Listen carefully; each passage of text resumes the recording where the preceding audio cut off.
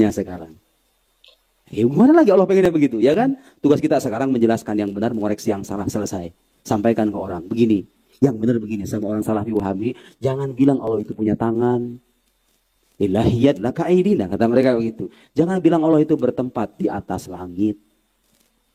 Tapi kan ada pertanyaan itu di hadis Sahih Bukhari, aina Allah? Iya, aina itu maknanya bisa ya dulu alal makan, bisa ya dulu alal makanah. Bisa jadi tempat, bisa jadi kedudukan. Sama kayak ada bertanya, bagaimana engkau memandangku? Engkau berada di dalam hatiku. Apakah artinya pacar Anda bertempat di sini? Kedudukan dia itu istimewa di sisi saya. Ya kan? Kalau ada pertanyaan aina Allah dalam hadis, makna itu bukan menanyakan tempat. Karena Allah tidak bertempat. Dan gak masuk akal coba. Allah bertempat itu gimana ceritanya? Katanya Allah ada di langit. Terus sebelum ada langit, Allah ada di mana? Ayo. Assalamualaikum warahmatullahi wabarakatuh. Alhamdulillah wassalatu wassalamu ala rasulillah. Wa ala alihi wa sahbihi wa man walah. Wa la hawla wa la quwwata illa billahi amma ba'du.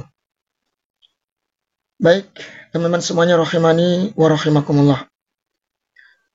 Baru-baru ini muncul seorang ustadz yang lagi viral. Lagi naik daun. Berawal dari perdebatan dengan guru gembul. Kemudian diundang di podcastnya Tengku Wisnu. Kemudian menjadi viral. Dulu kami berharap Ustadz ini, Ustadz Nuruddin ya, semoga Allah menjaga beliau di atas pemahaman salaf, di atas akidah para sahabat ridwanullahi alaihim dalam masalah asma was sifat. Ternyata setelah kami ikuti, setelah kita dengarkan ceramah-ceramahnya, keluar taringnya yang sebenarnya. Ternyata beliau berpaham dengan paham Mu'tazilah, paham Asy'ariyah Maturidiyah dalam bab asma was sifat, yang berusaha menafikan, mentakwil asma was sifat milik Allah Azza wa Jalla, bagi Allah Azza wa Jalla. Baik teman-teman, sebelum kita reaction video dari pernyataan beliau, maka kami akan sebutkan sebuah kaidah teman-teman ya, dalam asma was sifat. Perhatikan teman-teman, dalam asma was sifat, akidah Ahlussunnah wal Jamaah menyebutkan isbatu ma asbatahu Allahu li nafsih, menetapkan nama dan sifat sebagaimana yang Allah tetapkan untuk dirinya. Ingat, Allah tetapkan untuk dirinya, maka kita sebagai hamba cukup menetapkan, mengimani apa yang Allah tetapkan. Wa isbatu ma asbatahu rasuluhu sallallahu alaihi wasallam fi sunnatihi. Dan kita juga menetapkan apa yang Rasulullah tetapkan dalam sunnahnya, dalam hadisnya. Min ghairi ta'wilin, tidak boleh ditakwil. Wala tamsilin, tidak boleh diserupakan. Wala ta'tilin, tidak boleh dinafikan atau dibuang. Wala tafwidin, dan tidak boleh ditafwid min jihatil makna ya. Ingat, tafwid min jihatil makna, la min jihatil kaifiyah. Ahlussunnah dalam masalah tafwid, artinya tafwid min jihatil kaifiyah, laisa min jihatil makna. Wa ammal makna nusbituhu ala ma asbatahu lughatul arabiyyah. Kalau makna, kita tetapkan makna yang menunjukkan dalam bahasa Arab. Sampai sini ngerti, paham teman-teman ya? Jadi mengimani apa yang Allah tetapkan dalam Al-Quran, ya. Kemudian kita juga mengimani, menetapkan nama dan sifat tersebut, apa yang Rasulullah tetapkan dalam sunnahnya. Itu tugas seorang hamba, taslim ala ma asbatahu Allahu wa rasuluh. Menetapkan, ya, menerima apa yang Allah tetapkan dan Rasulullah tetapkan tanpa mentakwil, menyelewengkan maknanya, ya, kemudian mentahrif, ya, mentakwil, merubah maknanya, atau mentahrif sama merubah, kemudian mentashbih, menyerupakan sifat tersebut dengan makhluk, kemudian wala ta'til, atau menafikan dari sifat tersebut, kemudian wala tafwid, atau menyerahkan maknanya. Tafwid al-sunnah, saya ulangi lagi, min jihatil kaifiyah la min jihatil makna. Kalau sampai sini paham, kita akan berikan kaidah yang kedua. Perhatikan teman-teman, kaidah yang kedua dalam asma wa sifat, al-sunnah menyebutkan al-aslu fil kalami al-haqiqah.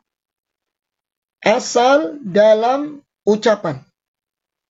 Jadi apapun yang datang dalam ucapan tentang nama dan sifat bagi Allah, itu aslinya haqiqah, hakikatan. La yajuzu tahrifuha illa bid-dalil.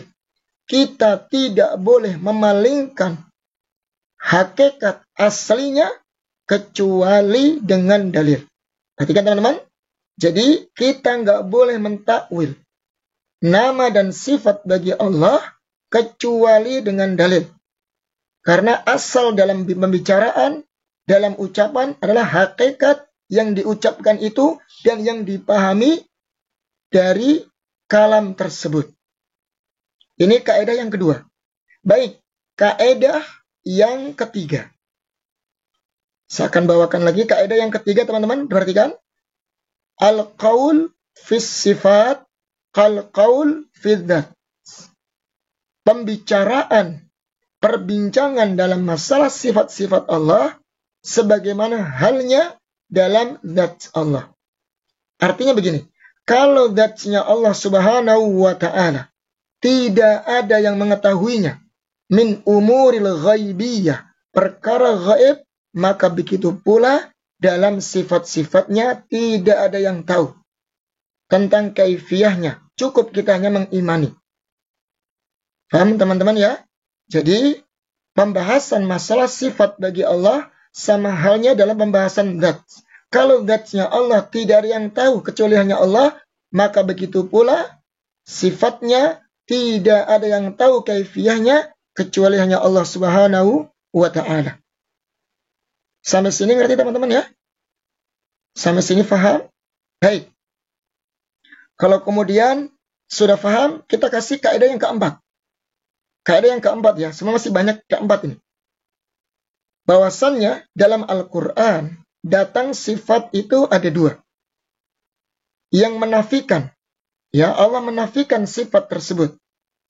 Ya Allah nafikan sifat tersebut yang menyerupai makhluk. Banyak ayatnya, seperti laisa kamitslihi syai'.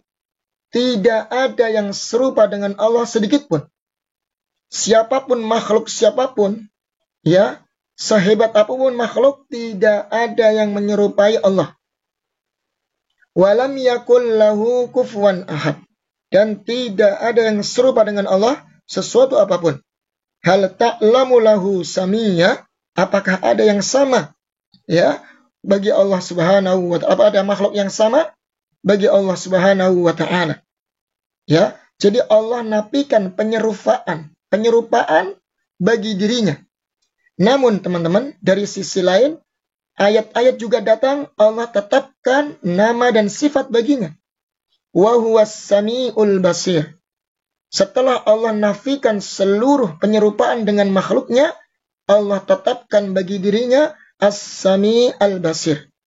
Artinya, As-Sami, pendengaran Allah.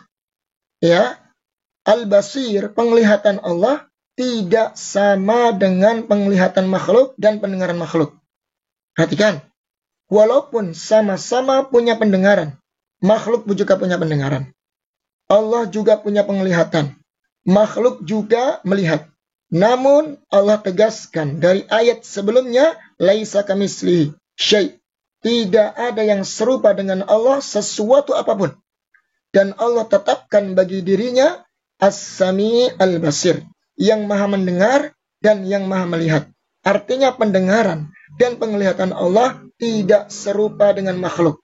Dari sini kita pahami bahwa nama yang sama, sama-sama mendengar, sama-sama melihat. Nama yang sama belum tentu sama dari sisi hakikatnya. Kalau teman-teman sudah paham 4 kaidah ini, insya Allah akan mudah nanti memahami dalam asma was sifat. Ya, asma was sifat. Baik teman-teman, kita akan sanggah ya reaction dari Ustadz yang viral ini. Ternyata punya paham Mu'tazilah, Asy'ariyah, Maturidiyah yang berusaha mentakwilkan nama dan sifat bagi Allah Subhanahu wa taala. Ya. Sebelum kita reaction teman-teman sedikit karena fahamkan dengan bagaimana sikap Mu'tazilah, Asy'ariyah dalam masalah asma wa sifat. Orang-orang Mu'tazilah atau kelompok Mu'tazilah dalam masalah asma wa sifat, mereka isbatul asma dunas sifat. Ingat ya ikhwan, teman-teman, isbatul asma dunas sifat. Orang-orang Mu'tazilah beranggapan, mereka meyakini bahwasanya mereka menetapkan nama bagi Allah dan mereka menafikan sifat-sifat bagi Allah. Ini Mu'tazilah. Ya, ini Mu'tazilah. Jadi mereka hanya menetapkan nama saja tanpa menetapkan sifat yang terkandung dari nama tersebut. Dan ini aneh teman-teman ya, aneh. Bagaimana mungkin yang namanya sesuatu yang punya nama pasti dia memiliki sifat.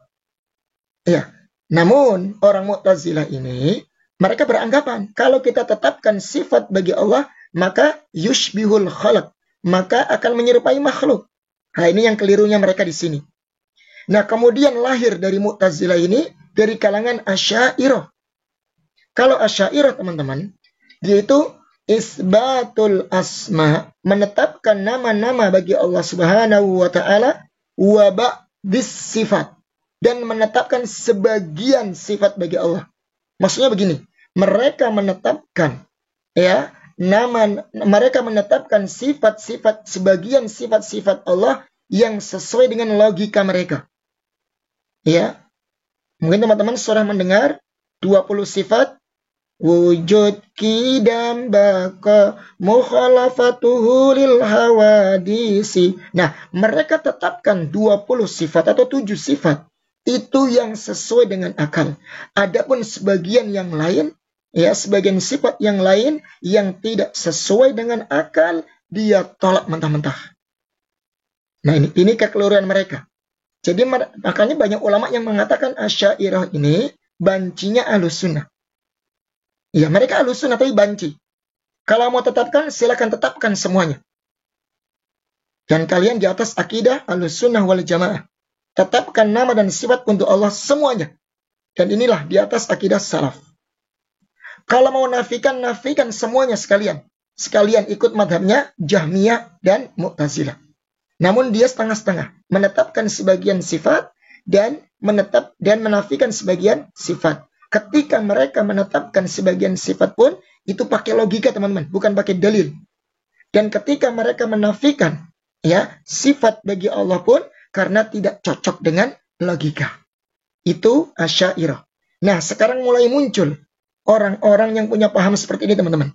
Nah, setelah kita cermati kajiannya, mulai menampakkan taringnya. Kita dengarkan teman-teman. Harap semuanya bersatu, itu nggak usah diharapkan saudara. Bukan saatnya sekarang. Ya, gimana lagi Allah pengennya begitu, ya kan? Tugas kita sekarang menjelaskan yang benar, mengoreksi yang salah, selesai. Sampaikan ke orang, begini. Yang benar begini, sama orang Salafi Wahabi, jangan bilang Allah itu punya tangan. Tuh lihat. Katanya jangan bilang Allah itu punya tangan.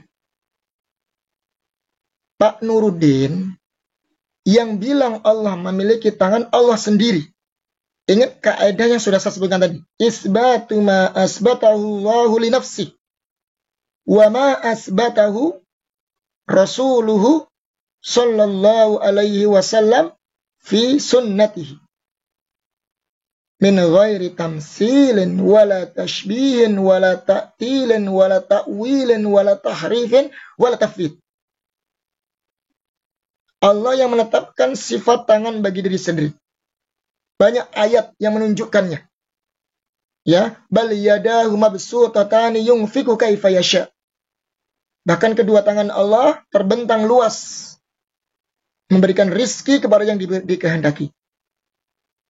Ya, lima khalaqtu biyadayya. Dari apa yang saya ciptakan dengan kedua tanganku.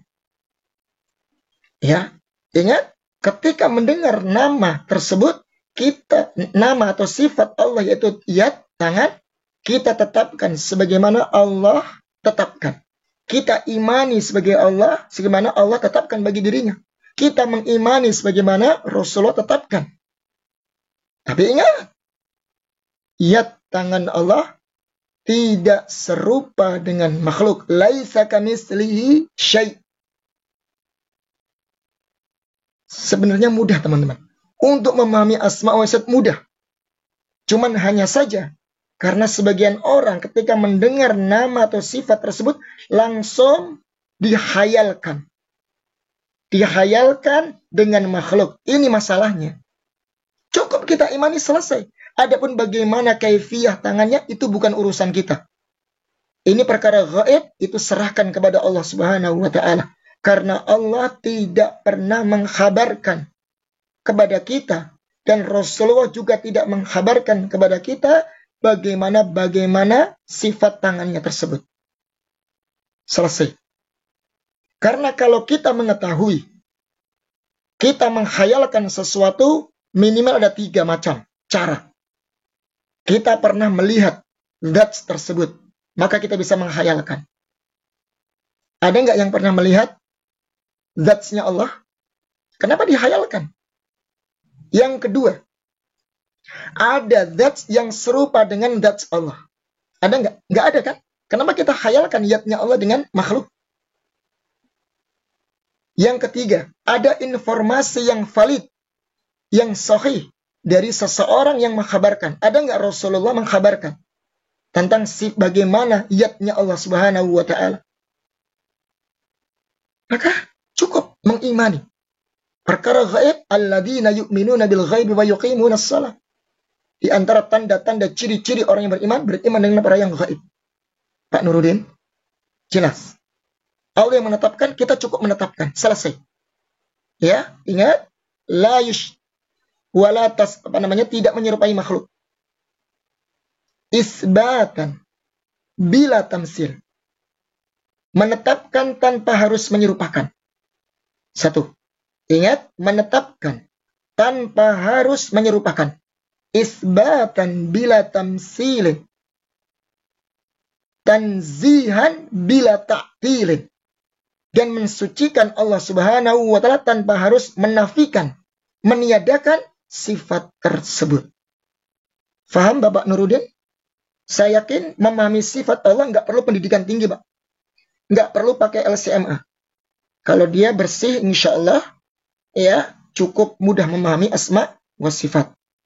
Karena apa yang Allah bicarakan dalam Al-Quran sesuai dengan yang dipahami dari bahasa Arab, yang ditunjukkan oleh bahasa Arab itu sendiri. Mudah. Tapi kenapa harus dibikin ribet sendiri? Baik teman-teman, kita akan dengarkan lagi. Lahiyat laka aidina, kata mereka begitu. Jangan bilang Allah itu bertempat di atas langit. Itu kan ada pertanyaan itu di hadis Sahih Bukhari, aina Allah? Iya, aina itu maknanya bisa ya dulu alal makan, bisa ya dulu alal makanah. Bisa jadi tempat, bisa jadi kedudukan. Sama kayak ada bertanya, bagaimana engkau memandangku? Engkau berada di dalam hatiku. Apakah artinya pacar Anda bertempat di sini? Kedudukan dia itu istimewa di sisi saya. Ya kan? Kalau ada pertanyaan aina Allah dalam hadis, makna itu bukan menanyakan tempat. Karena Allah tidak bertempat. Dan gak masuk akal coba. Allah bertempat itu gimana ceritanya? Ini mulai lagi nih.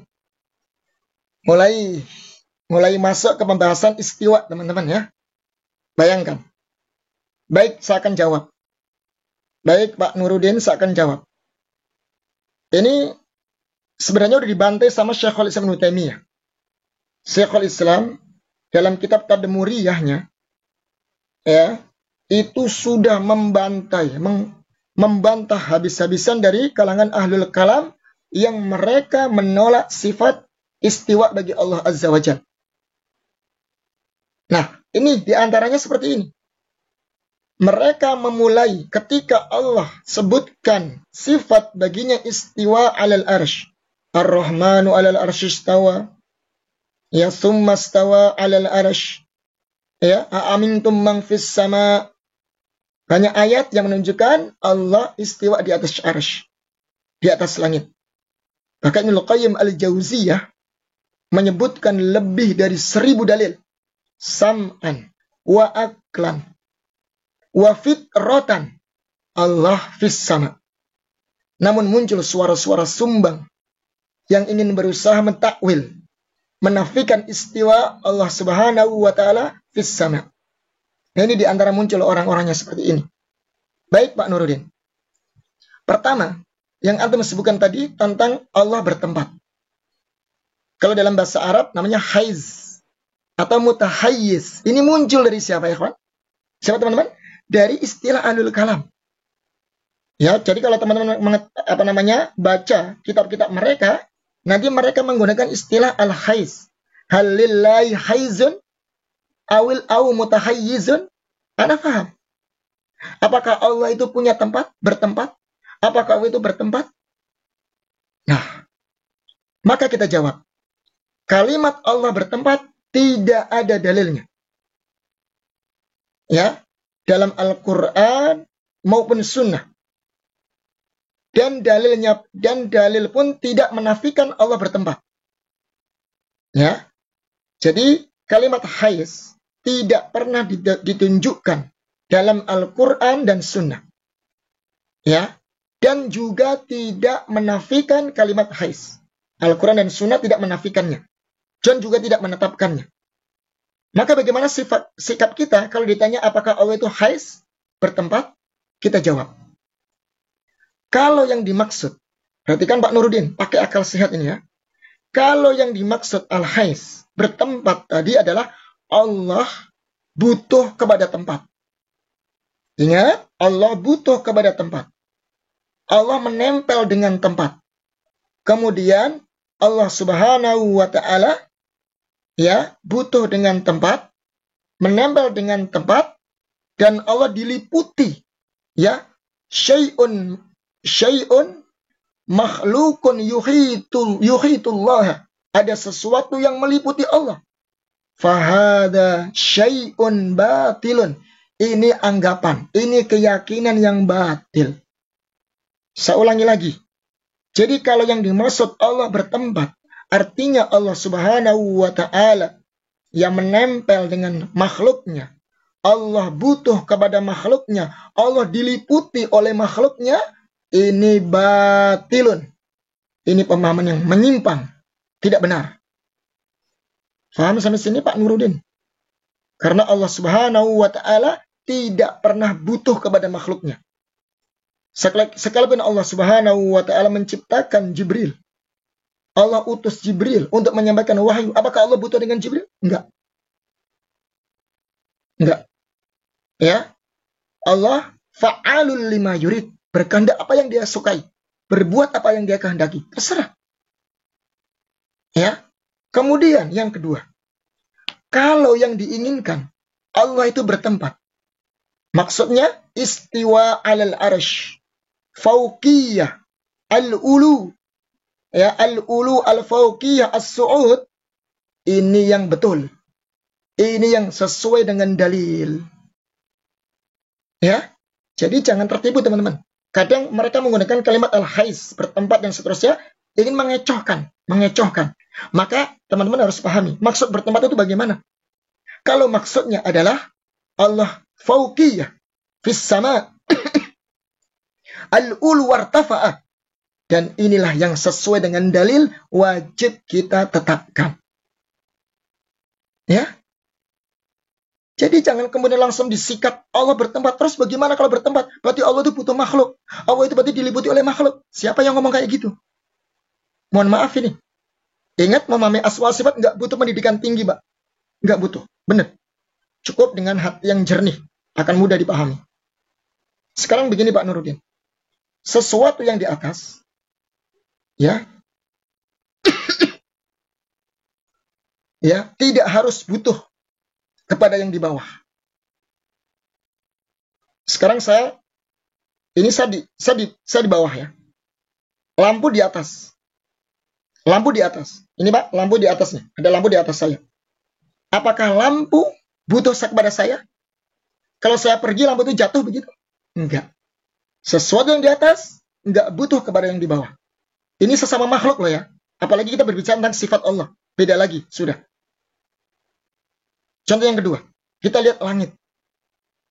Langit di atas, Pak ya. Betul, langit di atas. Apakah langit butuh kepada bumi untuk menyanggahnya? Ada tiang nggak kira-kira? Adakah tiang yang menyanggahnya? Langit butuh kepada bumi? Butuh penyanggah begitu? Butuh tiang untuk menyanggahnya? Tidak. Artinya sesuatu yang di atas belum tentu butuh kepada yang di bawah. Kalau sesama makhluk saja itu bisa terjadi, ya. Lantas bagaimana Allah Subhanahu wa Ta'ala? Kalau sama makhluk saja nggak butuh kepada yang di bawah, apalagi Allah Subhanahu wa Ta'ala, wa huwa ala kulli syai'in qadir, laisa kamitslihi syai' wa lam yakul lahu kufuwan ahad, wa lam hal ta'lamu lahu samia. Lantas bagaimana kau bayangkan, kau khayalkan sifat Allah dengan makhluk? Faham Bapak sampai di sini? Ya. Maka jangan mengecoh kalimat bertempat ini. Ahlus-Sunnah sudah banyak bantahannya. Ya. Bantahannya udah banyak ya. Ini syubhat seperti inilah udah berlalu-lalu teman-teman. Tinggal mau belajar atau tidak. Syubhat yang seperti ini sudah dibantah oleh para ulama Ahlus-Sunnah wal Jamaah. Dari abad ke abad akan muncul syubhat seperti ini. Terus. Dan ulama Ahlus-Sunnah tidak akan diam. Akan menyuarakan kebenaran. Baik, kita dengarkan teman-teman. Katanya Allah ada di langit. Terus sebelum ada langit Allah ada di mana? Ayo. Kan bingung dia akan jawab gimana? Masa sesuatu yang... Lihat teman-teman. Ini lucu lagi ya.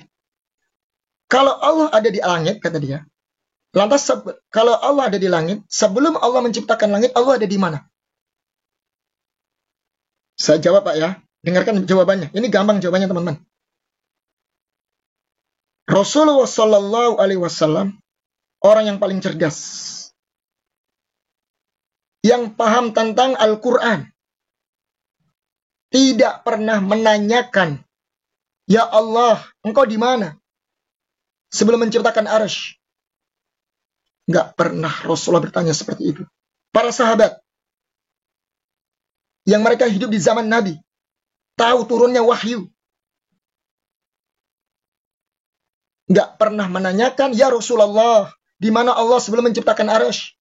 Tidak pernah terlintas dalam lisan mereka. Karena Allah itu ala kulli syai'in qadir, fa'alul lima yurid. Karena pertanyaan seperti ini teman-teman, ini ingin menyerupakan dengan makhluk. Contoh kita nih. Contohnya Pak Nuruddin. Pak Nuruddin, Ustadz Nuruddin, sebelum antum di Indonesia, antum di mana? Oh, di Mesir, di Kairo, gitu ya. Ya, sebelum antum di Indonesia, antum di mana? Di Kairo. Itu makhluk, pertanyaan untuk makhluk. Oke. Tapi untuk Allah Subhanahu wa Ta'ala tidak layak dan tidak pantas ditanyakan. Karena pertanyaan ini teman-teman sudah mengarah kepada makhluk. Sudah menghayalkan. Ya, kalau dia sebelum menciptakan Arsy, berarti dia di mana posisinya? Ini kan makhluk teman-teman. Yang ditanyakan tentang makhluk. Ini nggak perlu ditanya kalau tentang haknya Allah. Nggak perlu ditanya seperti itu. Fa'alul lima yurid. Allah berbuat apa yang dia kehendaki. La yus'alu amma yaf'alu wa hum yus'alun. Ya, jangan ditanya tentang haknya Allah. Perbuatan Allah nggak usah ditanya. Mereka, kita yang akan ditanya nanti di hadapan Allah. Begitu. Ngapain bawa kalimat seperti itu? Makanya para ulama mengatakan waqif min haitsu waqafal qaum. Berhentilah. Sebagaimana kaum dulu para sahabat berhenti. Ketika para sahabat tidak pernah menanyakan ini kepada Rasulullah, maka kita pun tidak perlu menanyakannya. Ini kan, siapa yang mujassimah? Yang mentasybih siapa? Yang berusaha menghayal-hayal tentang sifat Allah siapa? Ya, akhirnya bingung sendiri dan ditakwil sendiri. Oh, kalau begini berarti begini. Nggak mustahil begini. Maka akhirnya ditakwil sifat tersebut, ditasybih dengan sifat. Ya, setelah dia tasybih dulu, nggak cocok karena ini tasbih menyerupai makhluk, akhirnya ditaktil, dinafikan sifat tersebut. Setelah ditaktil, nanti larinya kemana? Ke tahrif atau ke takwil. Teman-teman, pahami kaidahnya begini. Mereka itu tasbih dulu, ditasbih dulu, dihayalkan dulu, diserupai dengan makhluk dulu. Setelah diserupakan dengan makhluk, kemudian, oh iya, berarti serupa dengan makhluk ini nggak mungkin, berarti mustahil. Larinya kemana? Taktil. Dibuanglah sifat tersebut. Dinafikanlah sifat tersebut. Setelah ditaktil, kemudian dilarikan kemana? Ke takwil. Oh, berarti maknanya begini. Dicari maknanya. Tanpa dalil lagi. Tanpa dalil. Kita sudah paham, teman-teman. Ini dipelajari kok di pembahasan asma wa sifat. Nih, seperti ini ya. Ini teman-teman ya. Pertanyaan, di mana Allah sebelum Allah menciptakan ars? Kita katakan, Rasulullah yang paling faham, yang paling cerdas tentang Al-Quran, nggak pernah bertanya tentang seperti itu. Para sahabat yang mereka dijamin masuk surga juga nggak pernah bertanya tentang masalah ini.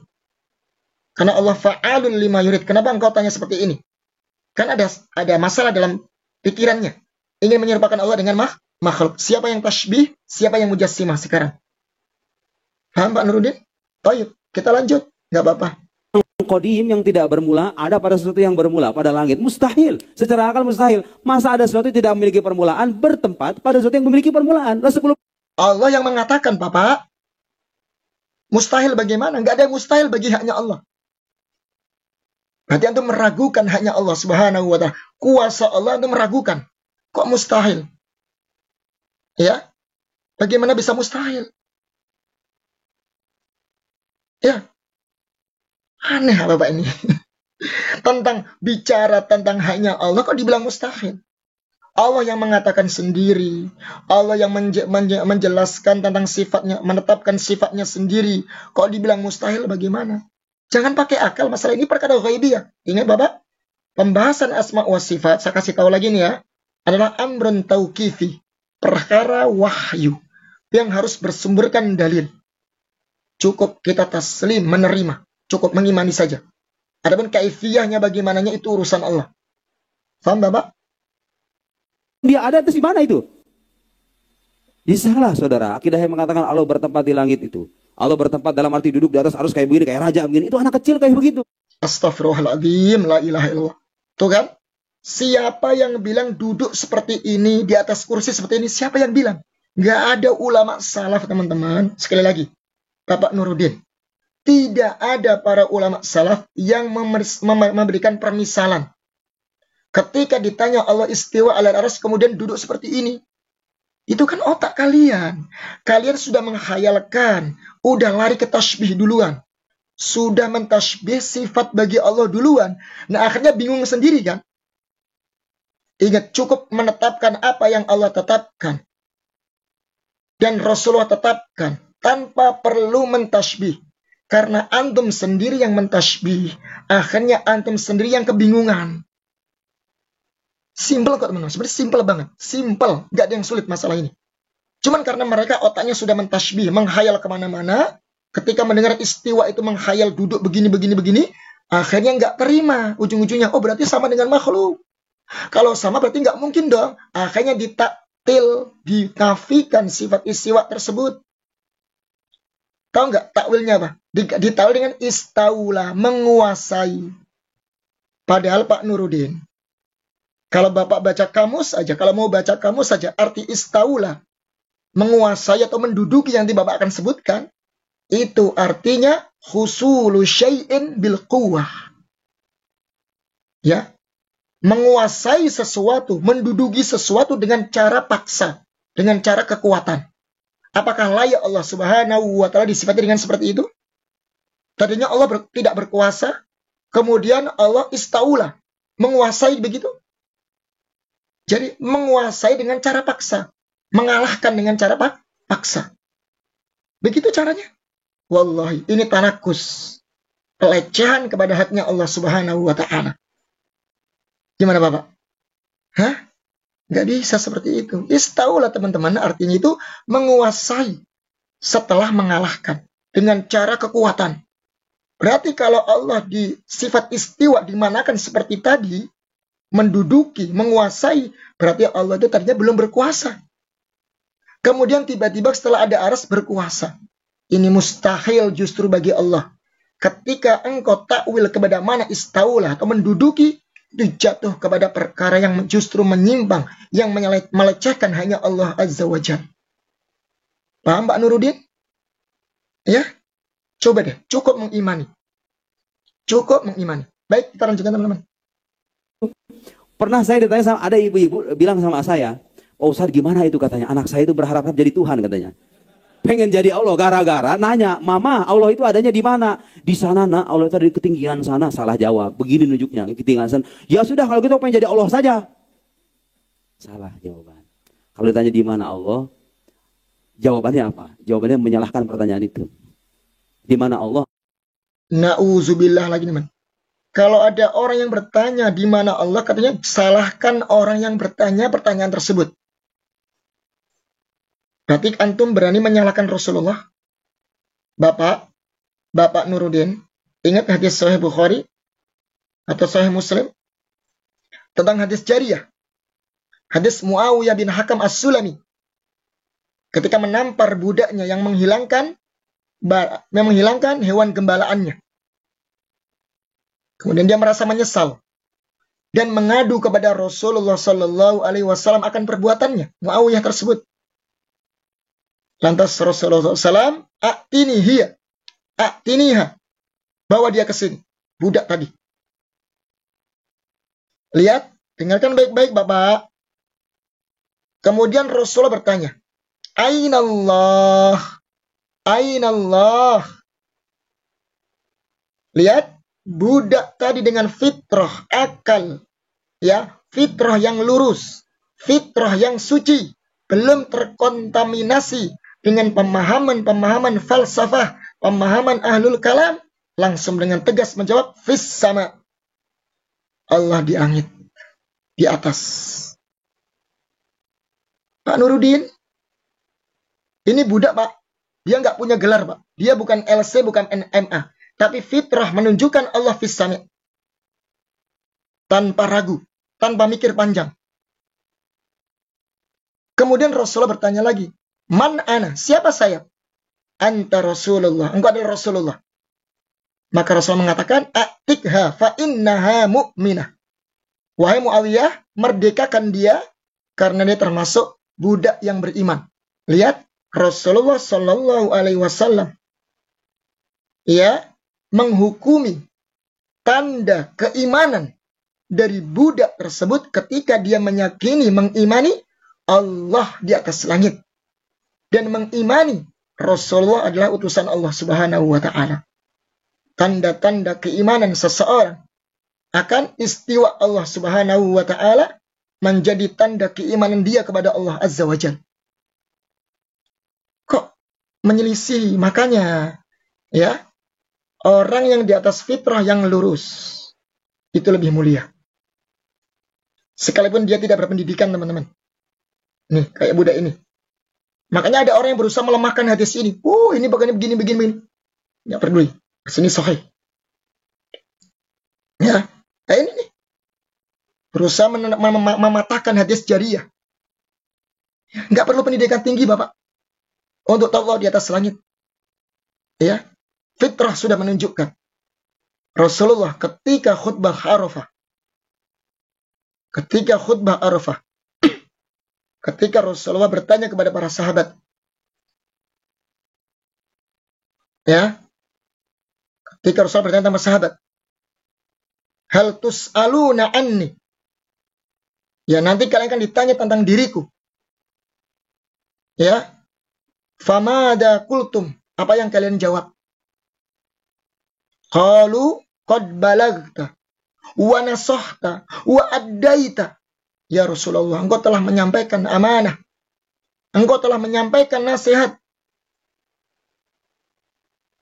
Maka Rasulullah menunjuk ke atas langit. Allahumma syhad. Allahumma syhad. Allahumma syhad. Lihat Nabi yang menunjuk ke atas. Ya Allah, saksikan ya Allah. Saksikan ya Allah. Apakah begini? Ya Allah, saksikan ya Allah. Ya Allah, saksikan ya Allah begini? Pak Nuruddin? Atau begini? Di mana-mana. Ya Allah, saksikan ya Allah. Ya Allah, saksikan ya Allah. Tidak Pak Nuruddin. Pakai akal sehat lah. Dipakai. Tolong dipakai. Mudah kok Pak Nurdin. Menuju ke langit, fitrah. Nggak perlu pendidikan tinggi, Bapak. Kalau tadi anak diceritakan, anak tadi pengen jadi Tuhan, jangan salahkan hadisnya. Salahkan didikan orang tuanya. Kenapa kamu mau menjadi Tuhan? Ya kok salahkan dalil hadis jariyah. Nabi yang bertanya kok. Bapak ini lucu ya. Baik teman-teman, gak apa-apa teman-teman. Kita harus sampaikan teman-teman ya. Akidah Ahlussunnah harus dijunjung tinggi. Ini akidah para sahabat. Karena ada orang-orang yang seperti suara-suara sumbang muncul. Ingin menafikan, mentakwil, ya, nama dan sifat bagi Allah. Adalah Allah sendiri yang menamakan, menetapkan, kita cukup hanya mengimani. Adapun kaifiyah, bagaimananya, sudah serahkan kepada Allah. Bukan urusan kita. Allah ala kulli syai'in qadir, fa'alul lima yurid, selesai. La yus'alu amma yaf'alu wa hum yus'alun. Gimana Bapak Nuruddin? Lanjutkan teman-teman. Allah tidak bertempat, Allah munazzah anil ainiyah. Aina Allah? Allah munazzah anil ainiyah. Allah di mana? Allahu munazzahun anil ainiyah walayat. Tadi sudah sebutkan Bapak Nuruddin. Ya, ingat isbatan bila tamsil, menetapkan sifat Allah tanpa harus menyerupakan. Tanzihan, mensucikan Allah. Mensucikan Allah dari sifat makhluk tanpa harus menafikan sifat tersebut. Anda paham teman-teman? Jadi orang-orang model seperti ini yang punya paham Asy'ariyah atau Mu'tazilah ini, mereka itu tujuannya ingin mensucikan Allah. Saya paham. Ingin mensucikan Allah dari sifat makhluk. Tapi kelirunya mereka nafikan sifat tersebut diganti makna yang lain. Yang lebih parah maknanya. Itu. Ingin menyafikan, ingat tanzian, mensucikan Allah tanpa harus mentakwil. Atau mentaktil. Itu akidah Ahlussunnah. Soalnya Bapak, kaidahnya Bapak ya. Isbatan bila tamsilin wa tanzihan bila taktilin. Antum paham bahasa Arab ya? Ya udah, nggak perlu saya terjemahkan lagi. Baik, lanjut Pak. Taqayyad bizaman, walaysa bijauhar, walaysa bi'arad. Bisa nggak akidah yang mengatakan Allah tidak bertempat mencari titik temu dengan orang yang mengatakan Allah bertempat? Nggak bisa, gimana pun. Tapi ada titik temu nggak? Baik teman-teman ya, sudah saya jelaskan tadi masalah bertempat teman-teman ya. Kalau yang diinginkan tadi apa? Bertempat. Artinya Allah itu diliputi oleh makhluknya. Allah butuh dengan makhluknya. Allah nempel dengan makhluknya. Ini batil. Nggak ada yang mengatakan demikian. Tapi kalau Allah dikatakan bertempat artinya apa? Fauqal ars, istiwa alal ars. Nah, ini yang sesuai dengan dalil. Itu cukup Bapak. Cuma dua itu aja. Tinggal pilih yang mana. Mau makna yang mana. Kalau mana yang pertama tadi batil. Nggak benar. Kalau Allah butuh dengan makhluk. Butuh dengan makhluknya. Allah diliputi oleh makhluknya. Ya Bapak ya. Ya. Nah, dulu agak tertarik dengan anak ini. Masalahnya Ustaz Nuruddin ini. Tapi ternyata kesini sudah mulai pemahaman Mu'tazilah, Jahmiyah, Ahlul Kalam, falsafahnya sudah mulai muncul. Ya. Dan yang dijadikan rujukan Ar-Razi. Ar-Razi sendiri Ibnu Katsir telah menyebutkan rujuk kepada madzhab salaf. Bahkan temannya ya mengatakan demikian. Dia mengatakan demikian. Ya laitani lam ashtagil bi ilmil kalam fabaka. Duhai, seandainya saya dulu tidak menyibukkan dengan ilmu kalam, ilmu falsafah. Dia menyesal, Ar-Razi itu. Kemudian dia menangis. Ya, menangis. Dia menyesal. Karena ujungnya kebingungan. Dia serupakan Allah dengan makhluk, kemudian dia bingung sendiri, cari takwil yang lain, nafikan lagi, begini-begini, kebingungan teman-teman. Paling simpel, cukup tetapkan apa yang Allah tetapkan. Cukup tetapkan apa yang Rasulullah tetapkan. Min ghairi tamsilin, tidak menyerupakan dengan makhluknya. Wala ta'wilin, tidak ditakwil. Ya, kemudian wala tashbihin, tidak diserupakan juga. Wala tahrif, tidak diselewengkan. Wala tafwid, tidak ditafwid. Maksudnya apa tafwid? Min jihatil makna ya. Maknanya tidak ditafwid. Kita tetapkan maknanya. Maksudnya tafwid di sini apa? Min jihatil kaifiyah. Ya, kaifiyahnya kita serahkan kepada Allah Subhanahu wa taala. Baik, teman-teman. Ya. Mungkin ini saja sedikit bantahannya untuk meluruskan pemahaman Ustadz Nuruddin yang ternyata ujung-ujungnya dia punya pemahaman Mu'tazilah Asy'ariyah, teman-teman ya, yang mentakwil sifat-sifat Allah yang tidak sesuai dengan akalnya. Nah, ini sudah dibahas oleh para ulama. Jadi nggak asing lagi, teman-teman. Teman tinggal belajar saja. Ingat, akidah salaf itu akidah yang paling simpel, paling gampang, mudah dipahami, selesai. Cuman mereka-mereka ini yang agak kebingungan sendiri. Kenapa? Tashbih. Sekarang siapa yang mujassim? Saya gini Pak ya, saya katakan begini. Jangankan kita berbicara dengan sifat Allah. Yang luas, yang besar. Allahu Akbar. Yang sesama makhluk saja kita nggak mampu untuk menjangkaunya. Saya tanya Pak Nuruddin. Pak, Bapak Syah Nuruddin, tahu nggak berapa jumlah rambut yang ada di kepala Bapak? Itu makhluk loh ya, yang menempel setiap hari kita bawa. Kepala ada rambut di sini. Kita bawa kemana-mana. Tahu nggak jumlah rambut yang ada di kepala kita? Bisa jawab nggak? Nggak akan mampu, teman-teman. Itu makhluk. Bagaimana dia berbicara tentang sifat-sifat Allah yang maha besar? Gak bisa dijangkau oleh akal kita. Yang sesama makhluk aja gak bisa dijangkau. Apalagi bicara tentang ketuhanan. Maka jangan sampai otak kita menghayal. Akhirnya jadi musyabbih. Orang mentashbih. Kalau sudah musyabbih jadi mu'attil. Kalau sudah mu'attil jadi muta'awil, mutaharrif, mentahrif, menyelewengkan. Itu thariqahnya seperti itu, teman-teman. Sekali lagi tuh Bapak Nuruddin, begini saja. Bapak tahu ruh nggak? Ruh kan makhluk ya. Ruh yang menempel dalam jasad kita. Kita bisa hidup, bisa bernafas, bisa bergerak seperti ini karena ada ruh dalam jasad kita. Coba Bapak jelaskan kepada kami bagaimana bentuknya ruh. Letaknya di mana dia? Ya, di perut, di kepala, di kuping, di tangan, di selangkangan, atau di paha. Beratnya, volumenya bagaimana? Beratnya berapa? Ruh itu warnanya kayak apa? Bisa nggak menjelaskan? Ini makhluk loh ya, sesama makhluk. Nggak mampu kan? Bagaimana kita bicara tentang ketuhanan, asma wa sifat? Kenapa harus dikhayal-khayalkan dengan makhluk, Bapak? Ya, semoga yang sedikit teman-teman bisa memberikan pencerahan teman-teman ya. Agar Bapak Nuruddin semoga diberikan hidayah, taufik oleh Allah Subhanahu wa taala untuk kembali kepada manhaj salaf. Manhaj yang paling mudah dipahami. Manhaj Ahlussunnah wal Jamaah. Manhaj para sahabat ridwanullahi alaihim. Demikian, subhanakallahumma wa bihamdik asyhadu an la ilaha illa anta astaghfiruka wa atubu ilaik. Wassalamualaikum warahmatullahi wabarakatuh.